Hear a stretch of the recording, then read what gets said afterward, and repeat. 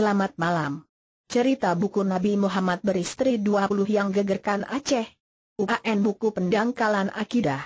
Buku-buku yang beredar secara diam-diam ini berisi menyudutkan ajaran agama Islam, sehingga membuat warga resah dan telah melaporkan peredaran buku itu pada ulama. Wakil Ketua Majelis Permusyawaratan Ulama, MPU, Aceh, TGKH Faisal Ali membenarkan adanya peredaran buku tersebut. Peredaran buku ini terjadi di beberapa kabupaten yaitu PDY Jaya, Aceh Jaya, Aceh Barat, Aceh Besar dan Biruan. Buku yang beredar pada masyarakat itu beragam, ada 4 jenis. Intinya dalam buku itu adalah upaya pemurtadan siapa yang membacanya, kata Wakil Ketua MPU Aceh, Faisal Ali, Rabu, 3/12, di kantor MPU Aceh. Buku itu pun kini menjadi buah bibir di masyarakat Aceh. Lalu apa isi buku yang menggegerkan itu? Dan bagaimana bisa tersebar di Aceh?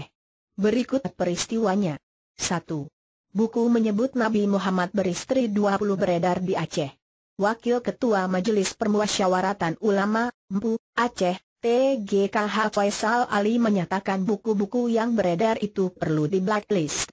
Menurutnya bila buku tersebut dibaca oleh masyarakat awam maka akan sulit membedakan mana yang benar dan salah, sehingga rawan terhadap terjadi pemurtadan dan pendangkalan akidah umat muslim di Aceh. Faisal Ali juga mencontohkan isi buku yang mengarah pendangkalan akidah seperti disebutkan bahwa Al-Quran itu telah memutarbalikkan kitab. Kemudian disebutkan juga bahwa Nabi Muhammad menikah sebanyak 20 kali. Ini semua upaya menyudutkan Islam dan modus operandinya setiap beredar buku penangkalan akidah sama. Namun sekarang ini intensitasnya yang semakin masif terjadi di Aceh, terang TGKH Faisal Ali 2.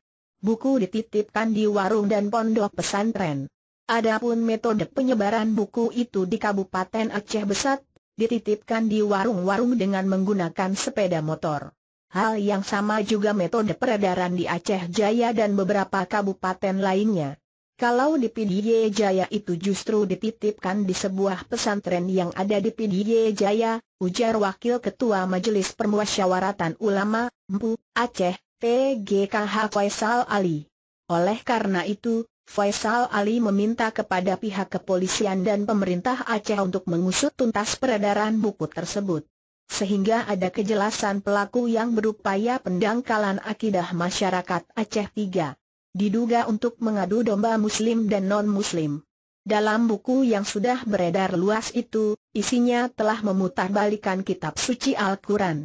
Kemudian disebutkan juga bahwa Nabi Muhammad menikah sebanyak 20 kali. Ini semua upaya menyudutkan Islam dan modus operandinya setiap beredar buku penangkalan akidah sama. Namun sekarang ini intensitasnya yang semakin masif terjadi di Aceh, terang Ali. Menurut Faisal Ali, kasus buku ini harus dituntaskan, agar tidak terjadi salah paham dengan non-muslim yang ada di Aceh. Hal ini karena dengan modus operandi yang sistematis dan masif, dia mensinyalir ada upaya mengadu domba antara muslim dan non-muslim di Aceh. 4. Pendangkalan akidah di Aceh terstruktur dan masif. Pendangkalan akidah dan pemurtadan di Aceh sudah berlangsung secara terstruktur, sistematis dan masif. Atas dasar itu, Gubernur Aceh selaku kepala pemerintahan diminta segera bersikap dan mengambil langkah strategis untuk mengantisipasinya. Anggota Dewan Perwakilan Rakyat Aceh, DPR, Nur Zahri mengatakan, kasus pendangkalan akidah di Aceh bukan hal yang baru. Kasus serupa sudah sering terjadi dan terus berulang. Namun pemerintah Aceh belum ada langkah konkret untuk mengatasinya. Sudah sangat memprihatinkan pendangkalan akidah dan upaya pemurtadan di Aceh, sudah berlangsung secara sistematis, terstruktur dan masif, kata Nur Zahri, Rabu, 3/12, via telepon 5. Pemerintah didesak turun tangan. Anggota Dewan Perwakilan Rakyat Aceh, DPR, Nur Zahri mendesak pemerintah Aceh harus segera mengambil langkah konkret dan harus proaktif untuk secepatnya menyelesaikan kasus pendangkalan akidah di Aceh yang sudah memprihatinkan. Termasuk harus melibatkan multi stakeholder untuk penyelesaiannya. Bila tidak segera diantisipasi, Nur Zahri khawatir pendangkalan akidah di Aceh terus berlanjut dan kemudian akan menyulut benih konflik baru antar agama di Aceh. Padahal Aceh dikenal daerah yang sangat toleransi terhadap agama lainnya kuat dan belum pernah terjadi konflik antar agama.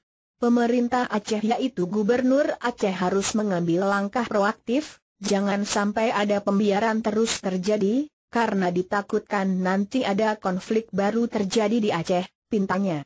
Selain itu, Nur Zahri juga meminta pihak kepolisian tidak hanya menunggu delik aduan terhadap kasus tersebut.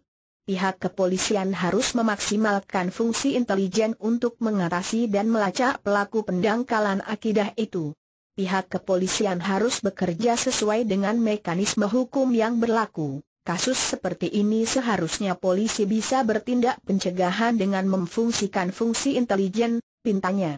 Menurutnya, aksi pendangkalan akidah di Aceh yang terjadi sudah berlangsung lama dan berlangsung secara masif. Tidak mungkin pihak intelijen tidak mengetahuinya.